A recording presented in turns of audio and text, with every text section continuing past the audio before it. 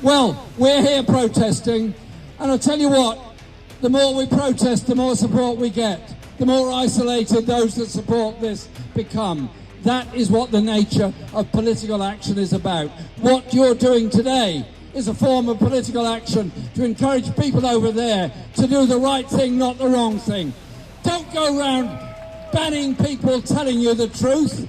Listen to the truth they're telling you, and maybe just consider your own position and do something right and different, like standing up against genocide, standing up against crimes against humanity, standing up for the right of starving children to get food. We know which side we're on this, and our message to the rest of the world is we are carrying on with our protests. We're going to be here as long as it takes. We're not going away. We're here with the people of Palestine. Thank you very much. It begins in London. Former Labour leader Jeremy Corbyn steps into the spotlight, convening a Gaza Tribunal to investigate the United Kingdom's role in Israel's war on Gaza. With human rights experts, aid workers and survivors assembled, Corbyn aims to expose the true scale of Britain's complicity, from arms exports to intelligence sharing. This tribunal isn't just symbolic, it reflects a powerful, growing shift in Western public opinion, one that governments can no longer ignore. Over the past 18 months, human beings have endured a level of horror and inhumanity that should haunt us all forever. Entire families wiped out, limbs strewn across the street, mothers screaming for their children buried under the rubble, human beings being torn to pieces, doctors performing amputations without anaesthetic, children picking grass and dirt from the ground thinking they might find something edible to eat.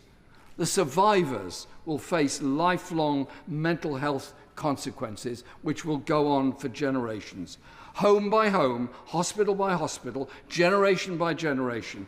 We are not just witnessing a war, we are witnessing a genocide, this time live streamed all over the world. Today, the death toll in Gaza exceeds 61,000.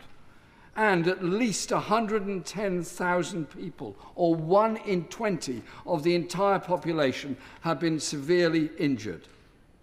2 Israeli officials are now wanted by the International Criminal Court for crimes against humanity. Madam Deputy Speaker, Britain has played a highly influential role in Israel's military operations. First, Britain has been supplying weapons to Israel, weapons that are being used to bomb the people of Palestine. This, of course, started with the previous Conservative government, but is continued with the current Labour government. Across Britain, YouGov polling shows a dramatic shift. A majority now backs halting arms exports to Israel. Half of Britons say that Israel's attack on Gaza is not justified. Just 1 in 5 feel that it is. Support for ceasefire negotiations is surging.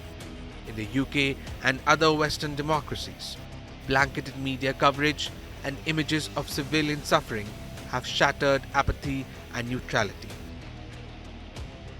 In the United States, the shift is equally evident.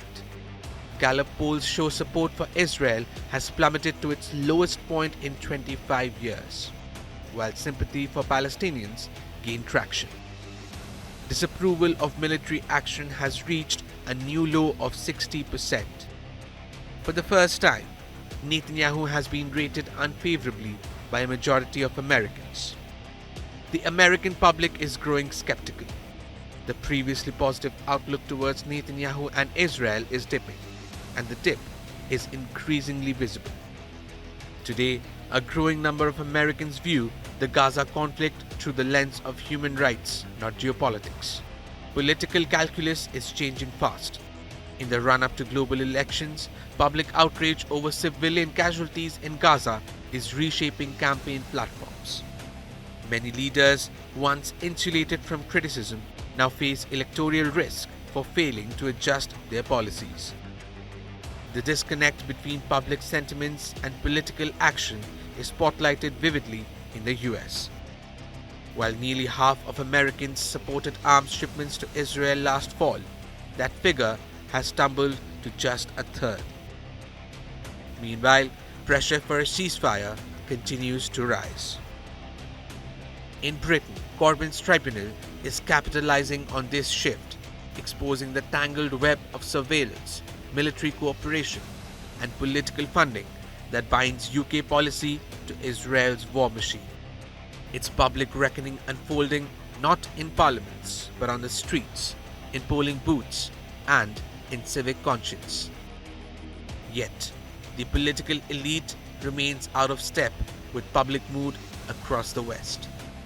While citizens demand action, governments cling to outdated alliances.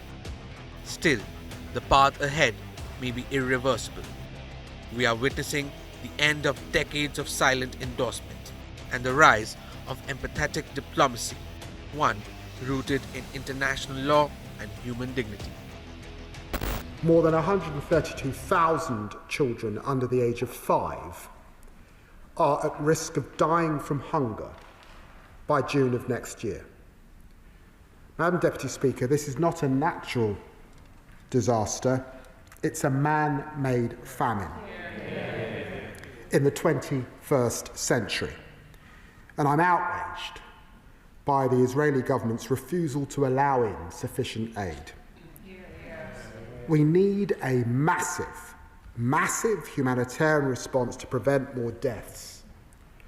Crucial NGOs, humanitarians and health workers allowed to operate and stockpiles of aid on Gaza's borders released.